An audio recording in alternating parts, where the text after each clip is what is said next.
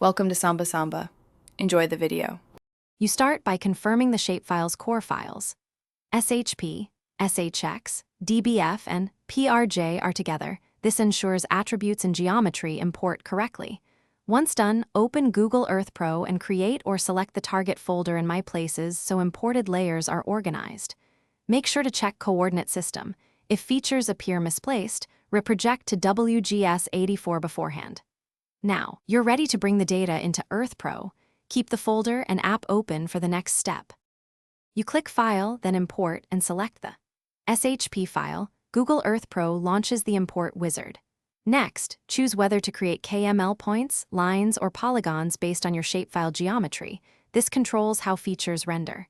Then map attribute fields to KML name and description so pop-ups show useful info. Make sure the coordinate system matches WGS84.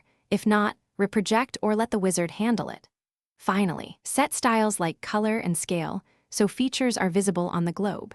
You save the resulting KML or KMZ into My Places, then inspect features, pop-ups, and symbology. Export if you need to share.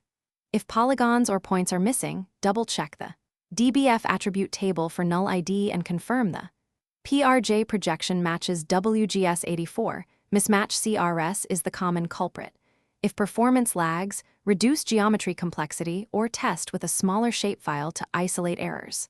Finally, reload the saved KML to verify persistence and map behavior. Thanks for watching. Consider subscribing if we helped you.